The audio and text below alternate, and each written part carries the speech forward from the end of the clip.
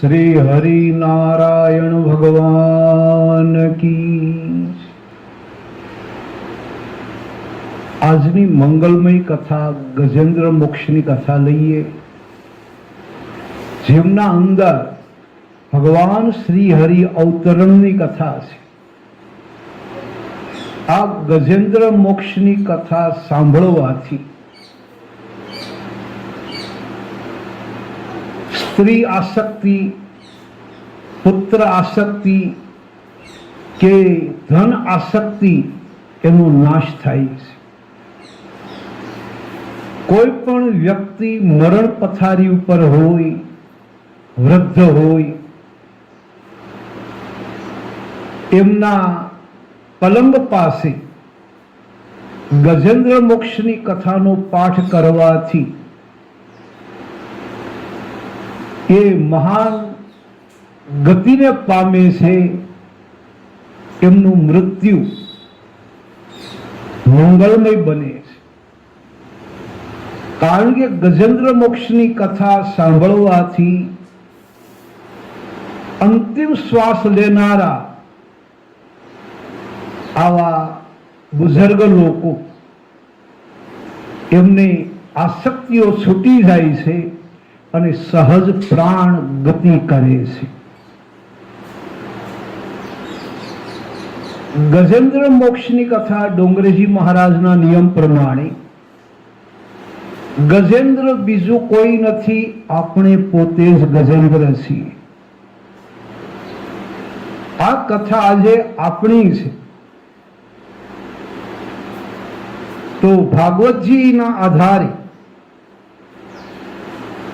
ત્રિકુટાચલ નામનો એક પર્વત છે. નામ ત્રિકુટ, જેને 3 શિખરો છે. એકમાં સુવર્ણ છે, એકમાં તામ્ર છે, એકમાં રૂપું છે, ચાંદી છે. એટલે કે ત્રિકુટ પર્વત ઉપર અતિ સમૃદ્ધિ છે. અને ત્રિકુટાચલ પર્વતની ઉપર ગજેન્દ્ર નામનો એક મદોન્મસ્ત હાથી રહે છે. અને એ આ પ્રદેશનો રાજા છે. આવા ગજેન્દ્ર રાજા હોવાથી એને 20,000 તો રાણીઓ છે. અને એ રાણીના પ્રમાણમાં અનંત પુત્રો છે. તો ડોંગરેજી મહારાજના નિયમ પ્રમાણે આ ગજેન્દ્ર એટલે આપણે છે. રાણીઓ એટલે આપણી જાત જાતની ઈચ્છાઓ. ઈચ્છા એક નથી, આ તો 20,000 લખ્યું, પણ આપણી ઈચ્છાઓ અનંત છે. ઈચ્છાઓનો અંત નથી. ઈચ્છા આપણી રાણી છે. અને ઈચ્છાઓ, રાણીઓ, એ ગજેન્દ્રને જેમ દોરવે એમ ગજેન્દ્ર દોરવાય છે. એમ દોરવાય છે. અને અનંત પુત્રો એટલે આકાંક્ષાઓ, અપેક્ષાઓ, આકાંક્ષાઓ, અપેક્ષાઓ, તૃષ્ણાઓ, એ બધા સંતાનો છે. આશા, તૃષ્ણા એ બધા સંતાનોમાં આવે છે. આશા તૃષ્ણાનો અંત નથી. કબીર સાહેબ લખે, અરે મન મરે માયા મરે, અને મર મર જાય શરીર, આશા તૃષ્ણા ના મરે, કહ ગયે દાસ કબીર. આવા ગજેન્દ્ર બહોળા કુટુંબ સાથે ત્રિકુટ પર્વત પર વસે છે. ગજેન્દ્રના મનની અંદર એક અભિમાન છે કે હું સામાન્ય નથી, ત્રિકુટાચલ પર્વતનો રાજા છું. 20,000 રાણીઓનો પતિ છું, અનંત બાળકોનો પિતા છું. હું સામાન્ય નથી. દેશી ભાષામાં કળશી કુટુંબનો માલિક છું. પરંતુ ગજેન્દ્રને ખબર નથી કે ખરાખરીના ખેલમાં કોણ આપણી સાથે રહે છે. સંકટ સમયે ઈશ્વર સિવાય કોઈ સાથે રહેતું નથી. પણ હજી ગજેન્દ્રને અનુભવ વગર ખ્યાલ ન આવે. ગજેન્દ્ર બસ મનમાં મલકાય છે અને ગજેન્દ્રના સારા દિવસો છે. એટલે એની પત્નીઓ પણ એની કયાગરી છે, કયામાં છે. બાળકો પણ પૂછી પૂછીને કામ કરે છે, કારણ કે ગજેન્દ્રનો સમય છે. પણ સમય એક ધારો રહેતો નથી. સમય એક ધારો નથી રહેતો. સબ દિન હોય અને એક સમાના. સાહેબ કહે કે બધા દિવસો એક સરખા નથી હોતા. દરેકના જીવનમાં ચડતી પડતી આવે છે. અત્યારે તો જાહો જલાલી છે ગજેન્દ્રને. સર્વ લોકો આજ્ઞાનું પાલન કરે, સર્વ લોકો પૂછીને કામ કરે. પાણી પીવું તો પણ પૂછે ગજેન્દ્રને. અને ગજેન્દ્રનું અભિમાન વધતું જાય કે જોયું મારું કુટુંબ, મારો પરિવાર મને પૂછ્યા વગર પાણી પણ પીતું નથી. એટલે એમને કુટુંબ આસક્તિ વધતી જાય છે. કુટુંબ પ્રત્યેથી પ્રેમ મળે તો સાવધાન રહેવું. ડોંગરેજી મહારાજ કહે એમાં કુટુંબ આસક્તિ વધતી જશે, માટે સાવધાન. શુકદેવજી મહારાજ પરીક્ષિતને કહે, રાજા અતિ તમને પ્રેમ મળે, અતિ તમારા સન્માન થાય, તમને કોઈ વધુ ફૂલના હાર પહેરાવે તો સાવધાન રહેજો, કારણ કે એના એ ફૂલના હાર તમને જીવનમાં હાર અપાવી દેશે, પરાજિત કરશે. ગજેન્દ્રનું કુટુંબ આસક્તિ. એકવાર મહારાણીઓએ કહ્યું, સ્વામીનાથ, આ વિશ્વ બહુ મોટું છે. તમે અમને માત્ર ત્રિકૂટ પર્વત પર રાખ્યા છે. અમને કઈ બહારની દુનિયા દેખાડો, અમને બહાર હરવા ફરવા લઈ જાઓ. આપણે તો સમૃદ્ધ છીએ, ઘરના વિમાન છે. ત્યાં તો ગજેન્દ્ર રાણીઓ પ્રત્યે રાજી થઈને કીધું, અરે દેવીઓ, એ બતાવો કે તમારે ક્યાં જવું છે. આપણી પાસે મન ગતિ જેવા વિમાનો છે. આપણે અમીર છીએ, સમૃદ્ધ છીએ. જ્યાં જવું હોય ત્યાં જઈએ, વળી સહકુટુંબ જઈએ. આવો નિર્ણય કરી બોલો રાણીઓ, ક્યાં પ્રદેશમાં જવું છે? ત્યારે બધી રાણીઓએ કીધું, મહારાજ, શાસ્ત્રોની અંદર હિમાલયના માન સરોવરની બહુ વાતો થાય છે, જે દેવ સરોવર છે, જેમાં દેવતાઓ સ્નાન કરી પ્રભુજીની પૂજા કરે છે. એવા હિમાચલ પ્રદેશનું માન સરોવર, એનું દર્શન કરવા જવું છે, એ જોવા જવું છે. માન સરોવરમાં સ્નાન કરવા જવું છે. આટલું કહ્યું. રાજા ગજેન્દ્રજી રાજી થયા. વિમાનો મગાવ્યા. 20,000 હાથણીઓ, અનંત બાળકો, સર્વ જુદા જુદા વિમાનોમાં બેસી ગયા. મહારાજા રાણીઓ સાથે એક દિવ્ય વિમાનમાં બેઠા છે. ગજેન્દ્ર મહારાજ ત્રિકુટાચલ પર્વતથી ગમન કરી અને માન સરોવરના પવિત્ર ભૂમિ પર પધાર્યા છે. દેવતાય સરોવર, સુંદર મજાના પવિત્ર વાતાવરણ, મંદ સુગંધ અને શીતળ પવન વાય.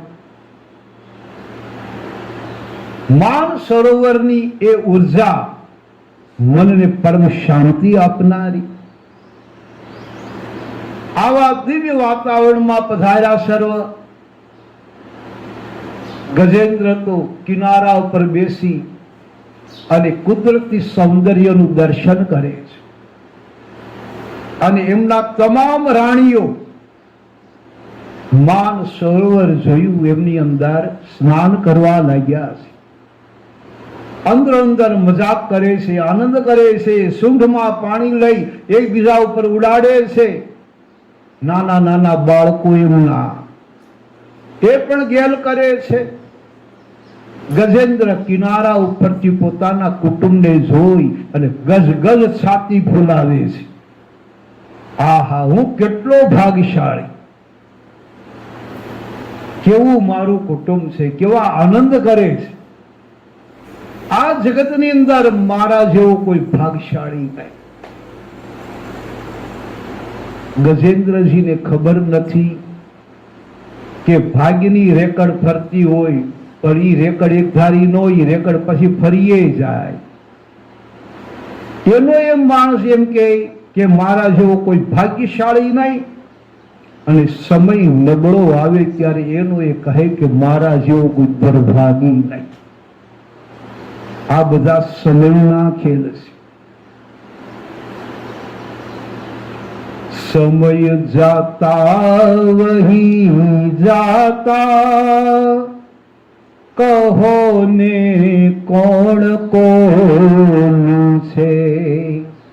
સમય જાતા વહી જાતા, કહો ને કોણ કોનું છે. સમય. રાજા મનમાં રાજી થાય છે, ઓહો મારું મોટું કુટુંબ, સુખી કુટુંબ, અમીર કુટુંબ, આજ્ઞાંકિત કુટુંબ.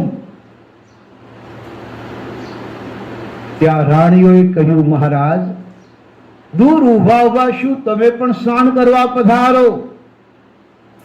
અમે સૂંઢમાં પાણી લઈ અમે તમને અભિષેક કરશું, સ્નાન કરાવશું. પોતાના રાણીઓની વાત સાંભળી મહારાજા ગજેન્દ્ર માન સરોવરમાં પધારે છે. રાણીઓ ગેલ કરી, સૂંઢમાં પાણી લઈ હાથીને સ્નાન કરાવી. કોઈ સૂંઢ દ્વારા શરીર લૂછે, કોઈ ઘસે, કોઈ જળ રેડે, અને હાથી તો ઓર આનંદ. હાથીને જોઈ, પિતાજીને જોઈ એમના બાળકો એ પણ ગેલ કરવા લાગ્યા છે. પરમ આનંદ થયો. હું ભાગ્યશાળી, હું ભાગ્યશાળી. આવા વિચારોમાં હતા. પણ હવે સમય પરિવર્તન, સમય પરિવર્તન થયું. એક જબરજસ્ત મગરમચ્છ, જેને ઝૂડ કહેવામાં આવે, અતિ તાકાત વાળો મગર હોય એને ઝૂડ કહે. આવો મોટો મગરમચ્છ આવ્યો અને હાથીનો પગ પકડી લીધો. હાથીએ બૂમ પાડી, અરે મારી રાણીઓ, મારા બાળકો, તમે ઘણા બધા છો, એક એક લાત મારી મગરને નાશ કરી નાખો. એનો હાથણીઓ આવી પણ ખીજાયેલો ને વકરી ગયેલો મગર, એની ભયંકર આંખો જોઈ, એનું ભયંકર રૂપ જોયું, અને દરેકને એનો પ્રાણ વાલો લાગ્યો. બધીએ વિચાર્યું રાણીઓએ કે કદાચ આપણે જઈએ અને આપણા ધણીનો પગ મૂકીને આપણો પગ પકડી લે તો જાવું ક્યાં. કોઈ હિંમત નથી કરતો. યુવાન બાળકો હતા, એને કીધું, બેટા તમે તો યુવાન છો, તમારી તાતી જુવાની છે, મગરને મારો. બચ્ચાઓ ગયા, યુવાન, પરંતુ મગરનું રુદ્ર રૂપ જોયું કોઈ નજીક નથી જતું. કાળ સમાન લાગે છે મગર. પણ હાથણીઓએ કીધું, સ્વામીનાથ, અમારી હિંમત નથી ચાલતી મગરને મારવામાં, પરંતુ તમે યુદ્ધ શરૂ રાખો, અમે તમને ઘાસ પાણી તમારો ખોરાક પૂરો પાડીશું. હાથી યુદ્ધ કરે છે, પણ ભૂમિનો જીવ, પૃથ્વીનો જીવ પાણીમાં કેટલું જોર કરે, છતાં તાકાત વાળો છે. પોતાનો પગ ખેંચી મગરમચ્છને કિનારા સુધી લાવે છે. હવે કિનારા સુધી આવે ત્યાં તો હાથી હાંફી જાય, કારણ કે ભોગી પ્રાણી છે, સંયમી નથી. એ હાંફી જાય, થાકી જાય, અને મગર જોર કરે, જોર પાછો પાણીમાં ખેંચી જાય. વળી હાથી જોર કરીને પાછો કિનારા સુધી લાવે, વળી પાછું આમને આમ દેવતાઓના 1000 વર્ષ સુધી આ લડાઈ ચાલી, એવું ભાગવતજીમાં લખ્યું છે. ઘણા વર્ષો આપણી ભાષામાં. હવે સમયનું પરિવર્તન, જે બાળકો હતા એ બધા રાહ જોઈ જોઈને થાક્યા કે અરે બાપુજી જીતતા નથી, મગરમચ્છ જીતતો નથી. કા બાપુજી જીતી જાય તો સારું, કા મગર જીતી જાય તો સારું, આપણો તો છુટકારો થાય. આ છોકરા સ્વાર્થી. આપણે કેટલું રહેવું? અંતે હાથીના બાળકોએ વિચાર્યું કે પિતાજી માંદા પડે ને તો આપણી માં હોય ને એ સેવા કરે, આપણે તો કઈ કામ ધંધા હોય, હાલો આપણે ધંધે વ્યા જાય, આપણે નીકળી જઈએ, આપણી કેટલી બધી માવું છે, સેવા કર્યા કરશે. એમ કઈ હાથીના બચ્ચા, યુવાન, જુવાન જોત હાથીની સામુઈ ન જોયું અને સરોવરમાંથી કૂદી કૂદી જવા લાગ્યા. હાથીએ નિરાશ દ્રષ્ટિથી જોયું, અરે આખી જિંદગી મેં ભૂખ્યા રહી અને છોકરાઓને ખવડાવ્યું, પીવડાવ્યું, એને ભણાવ્યા, એને ગણાવ્યા, એને મોટા કર્યા. આજ હું વિપત્તિમાં છું એટલે મારા બાળકોએ મને મૂકીને ચાલ્યા. ધિક્કાર છે. છોકરાઓ ગયા, હાથીએ નિરાશાત્મક દ્રષ્ટિથી જોયું અને હાથીની, ગજેન્દ્રની પુત્ર આસક્તિ હતી દીકરાઓ માટેની, એ આસક્તિ છૂટી ગઈ. કાં તો સ્વાર્થી છે આ દીકરા, તો સ્વાર્થી છે. જ્યાં સુધી હતું ત્યાં સુધી મારું માન રાખ્યું, આજ હું મુશ્કેલીમાં છું તો મને મૂકીને વૈયા જાય. ધિક્કાર છે. પુત્ર ઉપરની આસક્તિ ગઈ. હવે 20,000 આથણીઓ યથાયોગ્ય સેવા કરતી, એમાં ભંગાણ પડ્યું, એની બુદ્ધિ બગડી આથણીઓની. અંદરો અંદર ચર્ચાઓ કરવા લાગી કે આપણે તો અણમાનીતી હતી, ઓલી 4 છે ને એ જ આપણા ધણીને માનીતી હતી, એ જ આપણી, એ જ માનીતી હતી, આપણે તો અણમાનીતા. તો હવે એક કામ કરીએ, એ માનીતીઓ છે ને એ ભલે સેવા કરે, હવે આપણે જઈએ. કેટલા વર્ષો વીતી ગયા અને હાથણીઓ ભાગવા લાગી. ગજેન્દ્રએ હાથણીઓ સામે જોયું, પોતાના રાણી સામે. અરે પ્રાણ કરતા જેને મેં વધુ પ્રેમ આપ્યો, એને સારા વસ્ત્રો પહેરાવ્યા, સારા ઘરેણાઓ પહેરાવ્યા, એમને પાણી માગે, દૂધમાં પાણી માગે તો દૂધ આપ્યા, ભાત ભાતના ભોજન ખવડાવ્યા, સ્વર્ગાદિક સ્વર્ગના સુખો આપ્યા. અને આજ હું સંકટમાં છું તો જો કેવી રાણીઓ વહી જાય, ચાર રહી અને બધી વહી ગઈ. આ દ્રશ્ય જોયું, હાથીને બહુ દુઃખ થયું. ક્યારે ખરાખરીના ખેલમાં તો કોઈ નથી રહેતું, બધા સુખના સાથી છે, દુઃખમાં કોઈ નહીં. આવો વિચાર કરી ગજેન્દ્ર મનમાં અફસોસ કરે છે કે મેં એટલો સમય સંસારમાં રહી અને સાચો પ્રેમ આપ્યો, મેં બહુ ભૂલ કરી નાખી. આ તો સ્વાર્થમય જગત છે. જ્ઞાન થવા લાગ્યું, ચાર રાણીઓ હજી સેવા કરે છે. થોડો સમય થયો ત્યાં એમાં ભંગાણ પડ્યું, એમની બુદ્ધિ બગડી. અંદરો અંદર કહે કે આપણે ચાર છીએ ને એમાં બે ઓલી છે ને એ જ એમને માનીતા હતા, આપણે તો થોડા ઓછા ભાવ હતો આપણી ઉપર, હવે બે ભલે સેવા કરી. ચાર માંથી બે નીકળી ગઈ, માત્ર બે રહી.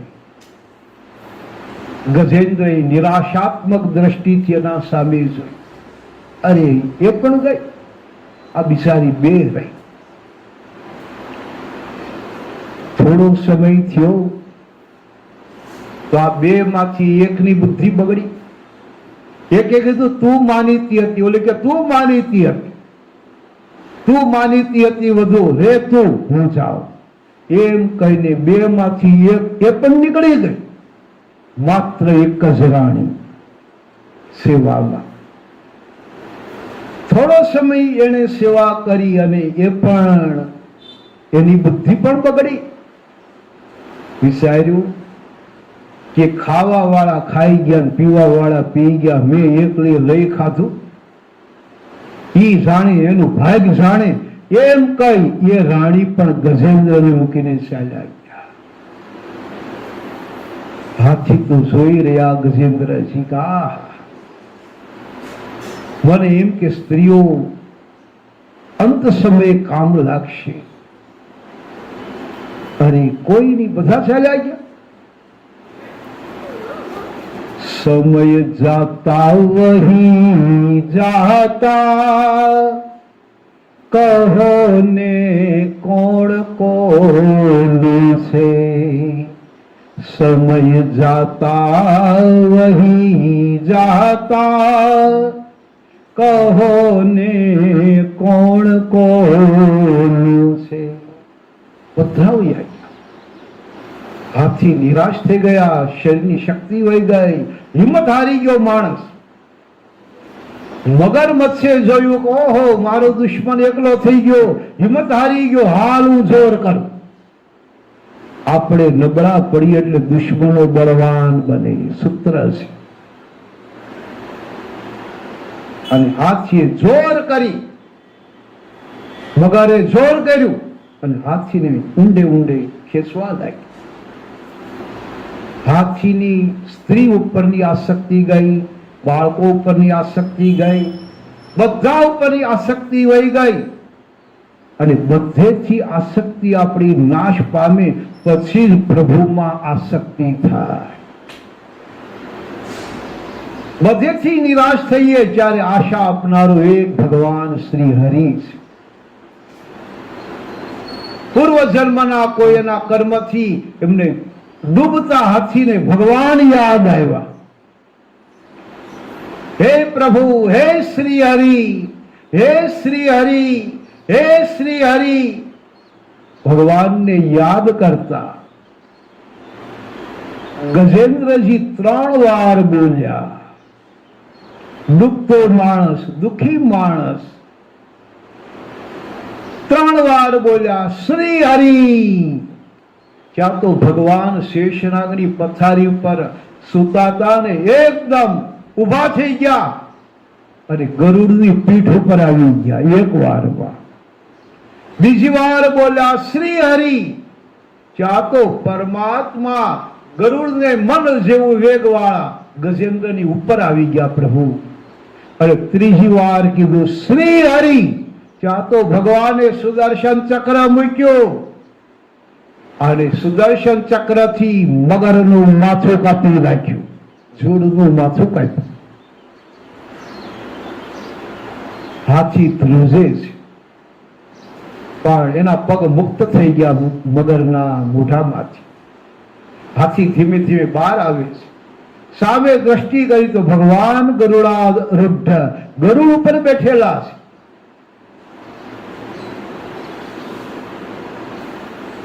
અને ભગવાનના દર્શન કર્યા. મંગલમ ભગવાન વિષ્ણુ, મંગલમ ગરુડધ્વજ, મંગલમ પુંડરીકાક્ષ, મંગલાય તનો હરિ. ભગવાનના દર્શન કર્યા.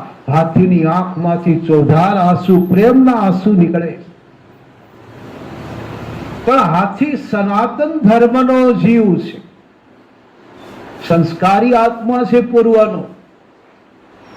એમણે વિચાર્યું કે શ્રી નારાયણ, શ્રી હરિ મને દર્શન દેવા આવ્યા, મને બચાવ્યો જોડના મોઢામાંથી, પણ મારે ખાલી હાથે દર્શન કેમ કરવું ભગવાન?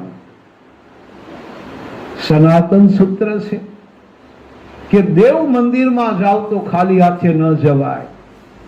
આપણા ગુરુદેવના આશ્રમે જઈએ તો ખાલી હાથે ન જવાય, ત્યાં કઈ લઈ જવું જોઈએ.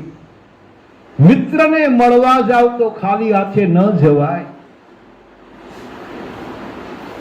અને રાજાને મળવા જાવ તો ખાલી હાથે ન જવાય. તો ભગવાનને મારે ખાલી હાથે કેમ પગે લાગુ? ડૂબતો માણસ, ડૂબતો જીવા. એના આવા પવિત્ર વિચાર આવ્યા કે મારે પ્રભુજીને કઈ ધરવું જોઈએ. એની ઈચ્છા એવી થઈ તો ભગવાન ઈચ્છા પૂરી કરે. એક કમળનું ફૂલ દાંડલી સહિત તરતું તરતું હાથીની પાસે આવ્યું. હાથીએ લાલ રંગનું કમળ પુષ્પ દાંડલી સહિત, પાન સહિત સૂંઢમાં લઈ ભગવાન શ્રી હરિને અર્પણ કર્યું. આ ભગવાનનો હરિ અવતાર, આ હરિ અવતાર. હરિ હરિ બોલ, બોલ હરિ બોલ, હરિ હરિ બોલ, બોલ હરિ બોલ. મુકુંદ માધવ ગોવિંદ બોલ, મુકુંદ માધવ ગોવિંદ બોલ. હરિ હરિ બોલ, બોલ હરિ બોલ, હરિ હરિ બોલ, બોલ હરિ બોલ. મુકુંદ માધવ ગોવિંદ બોલ, મુકુંદ માધવ ગોવિંદ બોલ. ભગવાનનો હરિ અવતાર. આ કથા સુખદેવજી મહારાજ પરીક્ષિત રાજાને કહે છે. તો પરીક્ષિત રાજા તો બુદ્ધિશાળી રાજા છે, પાંડવનો વારસદાર છે. એમણે તર્ક કર્યો કે ગુરુદેવ, આ કથા મને બહુ મગજમાં ન ઉતરી. કેમ? તો ભગવાન શ્રી હરિ ના જપ એને ખાલી 3 વાર કર્યા. શ્રી હરિ, શ્રી હરિ ને શ્રી હરિ. કે તો ભગવાન આવી ગયા, મગરમચ્છને મારી નાખ્યો અને હાથીને બચાવી લીધો. શું ભગવાન હરિ આટલા બધા સસ્તા છે કે 3 વારમાં ભગવાન આવી ગયા? મને આ કથાનું તત્વજ્ઞાન સમજાવો. સુખદેવજી કહે છે, રાજા તમે સારો પ્રશ્ન કર્યો છે. આ પ્રશ્ન જગતના કઈક પ્રશ્નોને ઉકેલી નાખશે. જો સાંભળો રાજા પરીક્ષિત, માત્ર 3 વાર કીધે હરિ નથી આવ્યા, પણ પૂર્વ જન્મની અંદર ગજેન્દ્રજી ઇન્દ્રધ્રુમ્ન નામના રાજા હતા. એટલે 13 કરોડ જપ જપવા માટે બેઠેલા હતા અને એમાં 3 જપ બાકી રહી ગયા અને વિઘ્ન આવ્યું. આગલા જન્મના 3 જપ બાકી રહી ગયા હતા 13 કરોડ માંથી આ જન્મની અંદર પૂરા કર્યા એટલે ભગવાન શ્રી પધાર્યા. આટલું કીધું ત્યાં તો પરીક્ષિત રાજાએ દંડવત પ્રણામ કર્યા. સુખદેવજી, ગુરુદેવ, તો મને એ કથા સમજાવો પૂર્વજન્મની, ગજેન્દ્રના પૂર્વજન્મની. સુખદેવજી કહે છે, રાજા, તો તમને પૂર્વજન્મની કથા સંભળાવ કે ગજેન્દ્ર પૂર્વજન્મની અંદર ઇન્દ્રધ્યુમ્ન નામના રાજા હતા, પરમ પવિત્ર રાજા. એકવાર એમણે નારદજીને કહ્યું, મહારાજ, મારે ભગવાનના પ્રત્યક્ષ દર્શન કરવા હોય આ મનુષ્ય અવતારમાં, તો હું શું કરું? તો શ્રી નારદજીએ કહ્યું કે જો તમારે પ્રભુના દર્શન કરવા હોય તો એક આસન ઉપર આંખ બંધ કરી કોઈના સાથે વાતચીત કર્યા વગર, કોઈનું સન્માન નહીં કરવાનું, કોઈને બોલાવવાના નહીં, મનમાં બીજા વિચાર નહીં લાવવાના, અને એક આસને હરિ સમર્પિત થઈ અને હરિ નામના 13 કરોડ જપ કરો તો તમને આ જ જન્મમાં પ્રભુના દર્શન થાય. શ્રી નારદજીએ ઇન્દ્રધ્યુમ્ન રાજાને હરિ નામનો મંત્ર આપ્યો છે. 13 કરોડ જપ જપવા માટે મહારાજા ઇન્દ્રધ્યુમ્ન પોતાના રાજ્યના બગીચાની અંદર સુંદર વૃક્ષની છાયામાં દર્ભનું આસન પાથરી આંખ બંધ કરી અને ભગવાનના નામના જપ કરે છે. શ્રી હરિ, શ્રી હરિ, શ્રી હરિ. સતત જપ, ન અન્ન લઈ, ન જળ લઈ, એક આસન ઉપર જપ કરવાના. મન વિચલિત ન થવું જોઈએ, મન આડાવું જવું ન જોઈએ, મનને પણ કાબુમાં રાખવું પડે. આ જપની મીમાંસા છે. બન્યું કે જપ પૂરા થવાનો સમય આવ્યો તો આપણે કહીએ ને, સારા કામને 100 વિઘાનું. અગસ્ત નામના ઋષિજી પધાર્યા ઇન્દ્રધ્યુમ્ન રાજાના એ બગીચાની અંદર આમ્રકુંજમાં.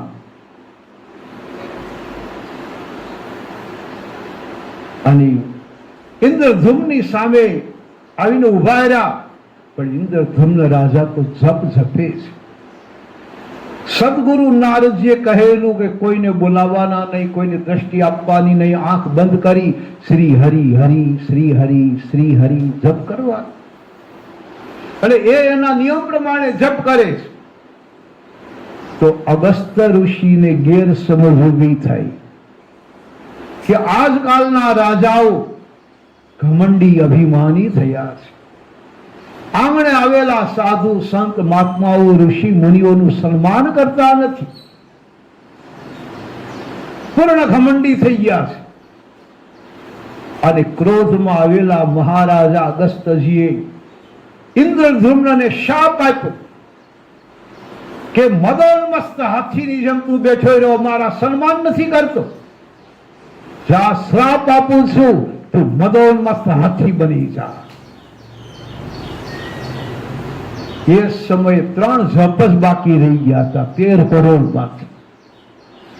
ઇન્દ્રધ્યુમ્ન ઉભા થઈ ગયા, અગસ્ત્યજીના પગમાં પડ્યા. મહારાજ, બાપજી, આપનું અપમાન કરવાનો કોઈ ઈરાદો નહોતો, પણ સદગુરુ નારદજીની પ્રેરણાથી 13 કરોડ હરિનામ જપમાં બેઠો તો હરિ દર્શન માટે થઈ, અને 3 જપ બાકી રહી ગયા. ત્યાં તમે મને શ્રાપ આપી દીધો, મને ક્ષમા આપો બાપ. આટલું જ્યાં કીધું ત્યાં આપણા અગસ્ત્ય ઋષિ ઝાંખા પડી ગયા. રે હે ઇન્દ્રધન, મેં બહુ ભૂલ કરી, ઉતાવળો થઈ ગયો. સહસા કરી પાછી પછતાઈ, ઉતાવળીયો શ્રાપ આપ્યો, મારે પછતાવું થશે મને. રાજા, મારા મુખમાંથી શ્રાપ તો નીકળી ગયો, પણ તારે હાથી તો બનવું પડશે. તું હાથી બનજે. એ પછી તું માન સરોવરમાં કુટુંબ પરિવાર સાથે સ્નાન કરવા જજે. શરૂઆતમાં તને પુત્ર આસક્તિ, નારી આસક્તિ, સ્ત્રી આસક્તિ, ધન આસક્તિ, રાજ આસક્તિ એ બધું રહેશે. તું ગજેન્દ્ર નામનો રાજા બનીશ, તારે 20,000 રાણીઓ હશે, ઘણા બધા બાળકો હશે, તું સંસારમાં આસક્ત હશે. પણ જ્યારે માન સરોવરમાં તું સ્નાન કરવા જઈશ અને એક મગરમચ્છ તને પકડશે, મગરમચ્છ પકડશે, ત્યારે હજારો વર્ષ સુધી લડાઈ ચાલશે. ધીમે ધીમે તારા બાળકો તને મૂકીને વયા જશે એટલે તારી પુત્ર આસક્તિ જશે. ધીમે ધીમે સ્ત્રીઓ ચાલી જશે એટલે સ્ત્રી આસક્તિ જશે, અને બધા ચાલ્યા જશે એટલે જીવનની આસક્તિ જશે. એમ થાય કે આટલું બધું હતું પણ સાથે તો કઈ આવવાનું નથી. અને બધેથી આસક્તિ છૂટશે ત્યારે તને હરિનામમાં આસક્તિ લાગશે. એટલે તું હરિ, તારા 3 નામ બાકી રહી ગયા છે જપ. શ્રી હરિ, શ્રી હરિ, શ્રી હરિ.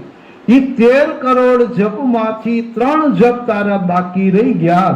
એ વખતે તું જપજે એટલે ભગવાન શ્રી હરિ આવશે, તને બચાવશે અને તને દર્શન આપશે. તારા 13 કરોડ જપનું ફળ આ અવતારમાં તને નથી મળી શક્યું, પણ જે કઈ સત્કર્મ કર્યા એ નિષ્ફળ જતા નથી. આ જન્મનું સત્કર્મ તને બીજા જન્મમાં હરિદર્શન રૂપે પ્રાપ્ત થશે. આટલું કીધું રાજા પરીક્ષિત. શુકદેવજી કહે, એ પૂર્વ જન્મના 13 કરોડ જપમાંથી અધૂરા રહેલા 3 જપ પૂરા કર્યા એટલે ભગવાન શ્રી હરિ પધાર્યા. આટલી જા કથા કીધી જ્યાં તો પરીક્ષિત રાજા આનંદિત થયા છે. આ આપણો સનાતન ધર્મ, ગત જન્મ એના કરેલા કર્મ એ બીજા જન્મમાં પણ કામ લાગે છે, અને કર્મનો કદી નાશ નથી થતો. એટલે આપણા મહાપુરુષો લખે છે કે શુભ કાર્ય કરવા, સારા કામ કરવા. હવે પરીક્ષિત રાજાએ બીજો પ્રશ્ન કર્યો, બાપજી હાલો ગજેન્દ્રના પૂર્વજન્મની કથા મેં સાંભળી, પણ ભગવાન નારાયણે ઓલા મગરમચ્છનો ઉદ્ધાર કર્યો, તો એનો ઉદ્ધાર કેમ થયો? એ કોણ હતો પૂર્વજન્મમાં? શુકદેવજી કહે, રાજા તને કથામાં દિન પ્રતિદિન પ્રીતિ વધતી જાય છે, એ મંગલમય નિશાની છે, સારી નિશાની છે. ઈશ્વરની કથામાં કદી ધરાવવું નહીં. જે કથાનો ભૂખ્યો જ કાયમી રહે છે, તરસ્યો રહે છે, એને જ હરિપદ મળે છે. યાદ રાખ. ભગવાનના નામમાં ધરાઈ જાય, ભગવાનની કથામાં ધરાઈ જાય. બહુ કથાઓ સાંભળી તો યાદ રાખો એ અધૂરો છે. કથામાં ધરાવાય જ નહીં. જેમ નદીઓ સમુદ્રમાં ઠલવાણા કરે પણ દરિયો કોઈની ધરાતો નથી, એમ જેના કાન કથારૂપી નદીઓ કાન રૂપી દરિયામાં ગયા કરે તો કોઈની ધરાય નહીં. એના હૃદયમાં ભગવાન વસે. રામાયણ. जिनके श्रवण सर्वत्र समाना, कथा तुम्हारी सुभग सरीनाना. જેના કાન દરિયા જેવા હોય અને ભગવાનની કથા નદી સમાન હોય, અને જેમ નદીઓ દરિયામાં ઠલવાય તો દરિયો કોઈ ના ન પાડે, એમ કાનમાં ગમે એટલી કથા જાય તો કોઈ ધરાય નહીં. આવી વ્યક્તિના હૃદયમાં ભગવાનનો વાસ થાય. ધન્ય હો રાજા પરીક્ષિત. હવે પૂર્વજન્મ મગરનો તમને કહું છું કે એ મગર પૂર્વજન્મની અંદર એક હુહુ નામનો ગાંધર્વ હતો, સંગીતકાર હતો, અને સ્વર્ગનો સંગીતકાર, મહારાજા ઇન્દ્રના માનીતા, 33 કરોડ દેવોનો માનીત. અને એ સંગીત વગાડે ને એ ગાય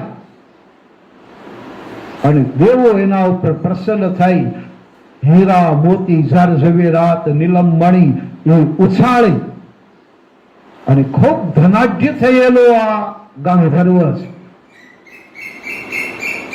ખૂબ જ સંપત્તિ છે, ગંધર્વ લોકમાં રહે છે. એનું નામ છે હું. આપણે હું કઈ નહીં, અભિમાન છે. આ તો ડબલ અભિમાન. હું નામનો ગાંધર્વ, ડબલ અભિમાન. એક તો ગાંધર્વ અને એમાં પાર વગરની સંપત્તિ ઈશ્વરે આપી. સંપત્તિ આપી હતી પણ સંસ્કારની ખામી હતી એટલે એને અભિમાન વધુ. એમાં વળી એને 3 પત્નીઓ અને પોતાની પચાવી ન શકે એટલી બધી સંપત્તિ. અભિમાનમાં મશગુલ પોતે, એની 3 રાણીઓ. ત્યાં પણ એવું થયું કે 3 રાણીઓએ કીધું કે ગંધર્વરાજ, તમે અમને આ ગંધર્વ લોકમાં જ રાખ્યા છે, અમને ક્યાંક ફરવા લઈ જાઓ. અરે આપણે તો ઘરના વિમાન છે, ક્યો ત્યાં જઈએ? તો બધી રાણીઓએ કીધું અમારે ગંગાજી જોવા જવા છે. સંસ્કાર નથી, સંપત્તિ છે, ગંગાજી જોવા જવા, ગંગા નદી જોવા જવું છે. ગંગા નદી જોવા ન જવાય, ગંગાજીના દર્શને જવાય, પણ સંસ્કારિતાની ખામી છે, બોલતાય ના આવડે. સંપત્તિ મહત્વની નથી, સંસ્કાર મહત્વના છે. ગાંધર્વે કીધું એમાં શું થઈ, ચાલો ઘરના વિમાન, 3 રાણીઓ સાથે ગંધર્વરાજ ગંગા કિનારે પધાર્યા.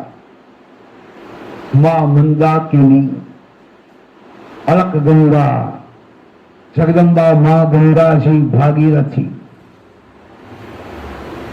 કિનારે આવ્યા ગંગાજીના. પણ તીર્થભૂમિ છે. કઈક સાધુ સંત મહાત્મા ઋષિ મુનિઓ કોઈ સૂર્ય ગંગાજીને જળ લઈ સૂર્ય નમસ્કાર કરે, કોઈ ગંગા મૈયાની વંદના કરે, કોઈ પિતૃ શ્રાદ્ધ કરે, કોઈ અસ્થિ પધરાવે. આવું દર્શન જોયું તો આ લોકોને સંપત્તિ છે, સંસ્કાર નથી. કોઈ દિવસ ગંગા કિનારે આવ્યા નથી, ગંગા મૈયાનું મહત્વ નથી, કોઈ દી ધર્મનું જ્ઞાન સાંભળ્યું નથી, કોઈ દી કથા કીર્તન સાંભળ્યા નથી. કેવળ સંપત્તિમાં રચ્યા પચ્યા રહેનારા, એને કઈ ખબર પડતી નથી. બધું જોયું અને ગંગાજીમાં સ્નાન કરતા લોકોને પણ જોયા. આ લોકોને બીજું તો કઈ નહીં. સ્નાન કરવા માટે ચારે વિચાર કર્યો, 3 સ્ત્રી અને આ પુરુષ. પણ પુરુષે વિચાર્યું કે એમનેમ સ્નાનની મજા નહીં આવે, નાવાની મજા નહીં આવે. વિમાનની ડેકીમાંથી મદિરા કાઢી પોતે પીધી, પોતાની પત્નીઓને પાય. ગંગા કિનારે મદિરા પીવી એ તો ભયંકર પાપ છે, તીર્થનું અપમાન છે. અન્ય કોઈ જગ્યા ઉપર આપણે પાપ કર્યું હોય તો તીર્થભૂમિમાં પાપનો નાશ થાય, પણ તીર્થભૂમિમાં જઈને જો પાપ કર્યા હોય તો એ પાપ વજ્ર જેવા બને, એનો નાશ નથી, એ પાપ અક્ષય બને છે. આપણા શાસ્ત્રોના મંત્રો છે, અન્ય ક્ષેત્રે કૃતમ પાપમ તીર્થ ક્ષેત્રે વિનશ્યતિ, તીર્થક્ષેત્રે કૃતમ પાપમ વજ્રલેપો ભવિષ્યતિ. અન્ય જગ્યાએ પાપ કર્યા હોય તો તીર્થમાં નાશ પામે, પણ તીર્થમાં જઈને પાપ કર્યા હોય તો કદી નાશ પામતા નથી. ગંગા કિનારે ગાંધર્વ રાજાની પત્નીઓએ મદિરા પીધી અને ગંગાજીની કોઈ મર્યાદા ન રાખી ગંગાજીમાં કૂદી પડ્યા. ચારે જણ અંદર તરે છે, નાય છે. ગંગાજીનું જળ મોઢામાં લઈને કોગળા કરે છે. ચાલુ પાણીના પ્રવાહમાં કોગળા ન કરાય, તો આ ના ગંગા છે. પણ એને શાસ્ત્ર સાંભળ્યા નથી, ગ્રંથ સાંભળ્યા નથી. સાધુ સંત મહાત્માઓ બ્રાહ્મણો એની વાણી સાંભળી નથી. તેને ક્યાંથી જ્ઞાન મળે? એટલેથી અટકે કોઈ વાંધો નહીં. સ્નાન કરતા કરતા મર્યાદાઓ તૂટવા લાગી અને એમાં એક વસલી પત્ની હતી. 3 પત્નીઓમાં વસલી એને બહુ માનીતી હતી. એને કીધું, સ્વામીનાથ, કારણ કે અમને હસવું આવે એવું કઈ કરો ને, આમ દાંત આવે, ખડખડાટ હસીએ, અમને મજા આવે એવું કઈ તો એવું વળી શું કરું? તો એક કામ કરું, જો સામે ગંગાજીના ઘાટ ઉપર પગથિયા ઉપર દેવલ નામના ઋષિ પગ લબડાવી વૃદ્ધ અવસ્થાને હિસાબે કિનારે બેસીને નાઈ છે.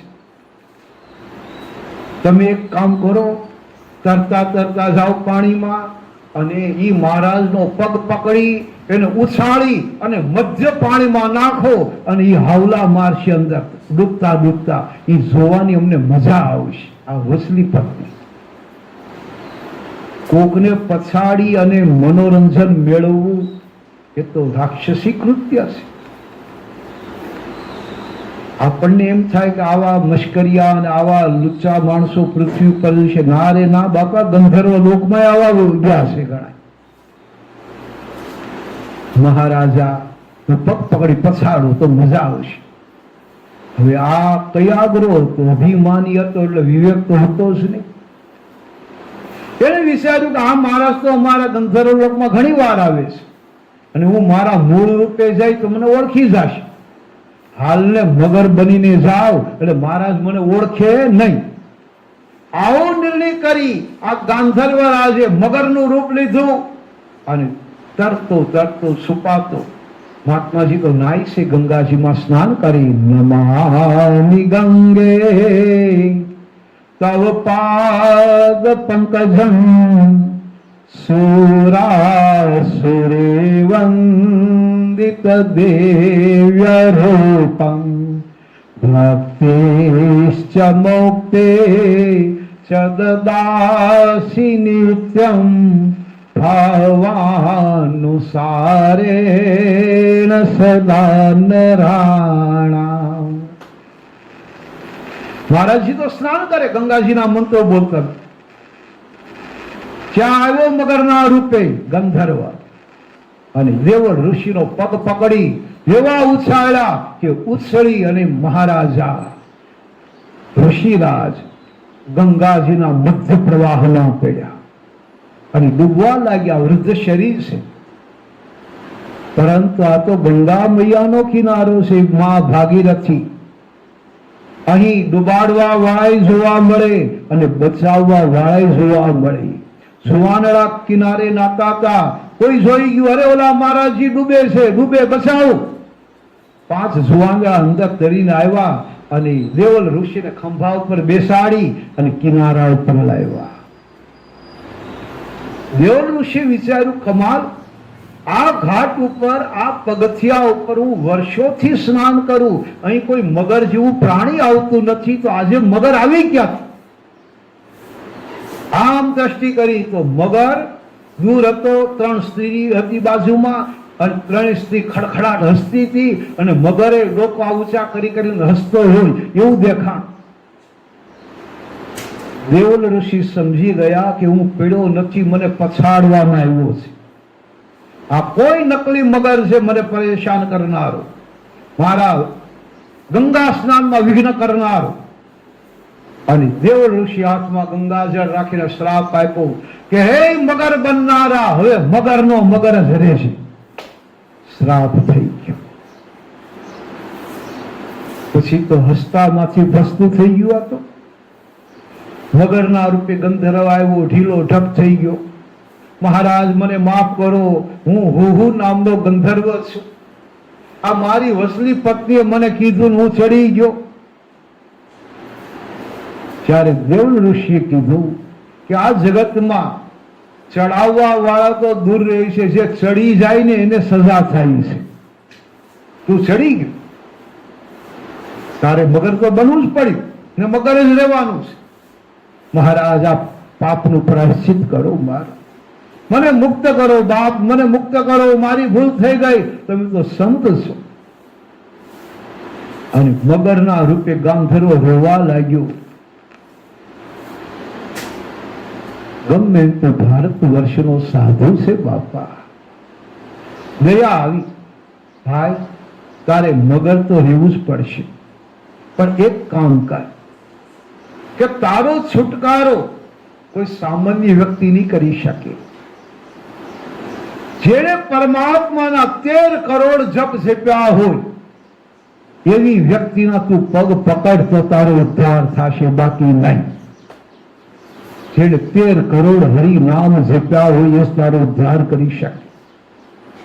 એક આસન પર. એ માટે તારે એક કામ કર, માનસરોવરમાં જઈને રહેતું. હિમાલયનું માનસરોવર. એક એવો સમય આવશે કે ઇન્દ્રધ્યુમ્ન નામનો રાજા, એને શ્રાપ હશે અને હાથી બની સહકુટુંબ સ્નાન કરવા આવશે. તો એ હાથીના પગ પકડજે, હાથીના નહીં, પણ જેને 13 કરોડ હરિ નામના જપ જપ્યા છે એના પગ પકડજે, તારો ઉદ્ધાર થઈ જશે. તું ત્યાં રહે છે, એનો પગ પકડશે, ભગવાન શ્રી હરિ તારો ઉદ્ધાર કરવા આવશે. ઋષિ આશીર્વાદ આપી દે.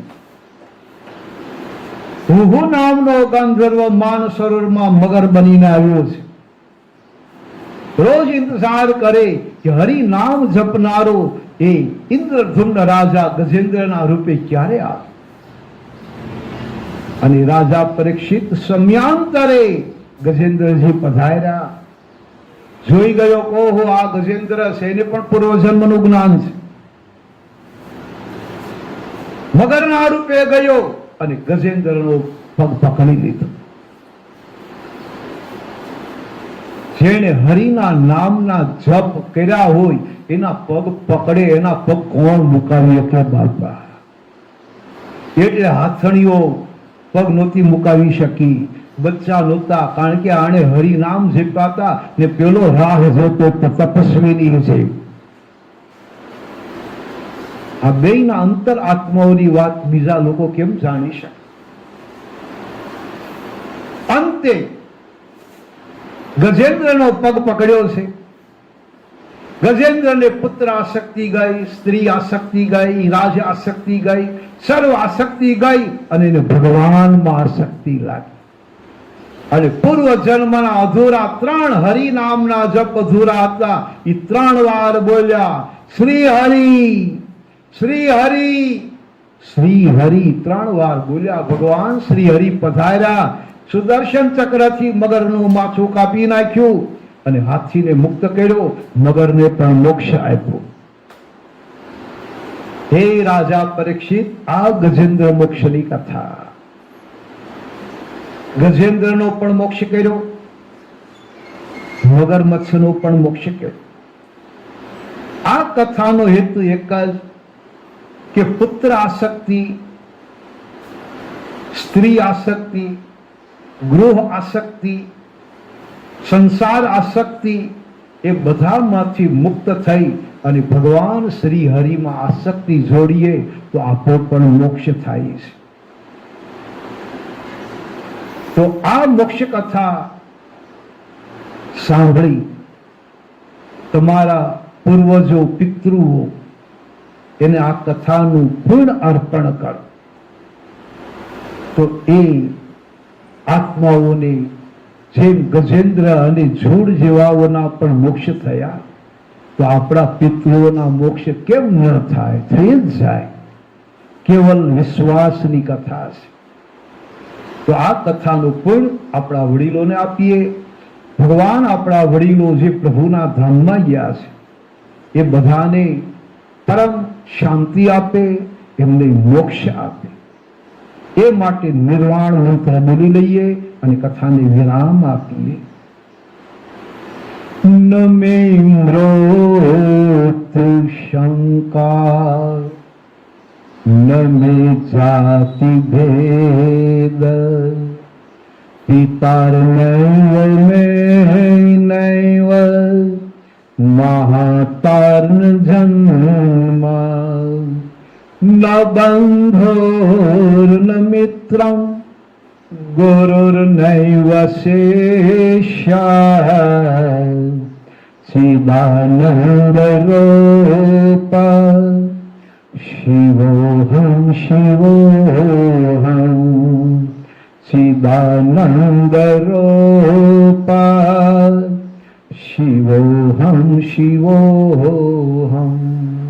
અને શંકરાચાર્યજી મહારાજનું આ કાવ્ય છે આત્મશતક. છેલ્લી પંક્તિમાં બહુ સરસ કીધું કે જેમ એક ઘડો પાણી ભરી એક ગાગરમાં પાણી લઈ દરિયાની અંદર એ પાણી ઠલવી દઈએ અને અડધી કલાક પછી દરિયાને કે લાવો મારું પાણી મેં આપ્યું, એ તો સમુદ્ર કહે કે એ પાણી ન મળે તો મારા મય થઈ ગયું છે. એમ આ જીવાત્મા એકવાર ભગવાન શ્રી હરિરૂપી મહાસાગરમાં ભળી જાય પછી એને જન્મ મરણમાંથી મુક્ત થઈ જાય છે, એને જન્મ લેવો પડતો નથી. પછી નિર્વિકલ્પ થઈ જાય છે, એની કોઈ કલ્પના ન કરી શકે. એટલે ગુરુદેવે છેલ્લા ચરણમાં લખ્યું છે અહમ નિર્વિકલ્પો, મારી કોઈ કલ્પના ન કરી શકે. નિરાકાર રૂપ વિભુર્વ્યાપ્ત સર્વત્ર સર્વેન્દ્રિયાણામ સદા મે સમત્વમ ન મુક્તિ ન બંધન ચિદાનંદ રૂપ શિવોહમ શિવોહમ ચિદાનંદ રૂપ શિવોહમ શિવોહમ. આ રીતે ગજેન્દ્ર અને જૂડ બંનેનો ઉદ્ધાર થયો, બંને હરિધામમાં ગયા. તો આ હરિનામનો મહિમા છે. રામાયણમાં પણ લખ્યું છે કે સુમિરત હરિ શ્રાપ ગતિ બાધી સહજ બિમલ મન લાગી સમાધિ. જે હરિનામના જપ જપશે એના પાપોનો નાશ થશે, એને પરમ શાંતિ મળશે. આ રીતે ગજેન્દ્ર મોક્ષ હરિ અવતાર એ કથા પરિપૂર્ણ થઈ. બોલો ગિરિરાજ ધરણ કી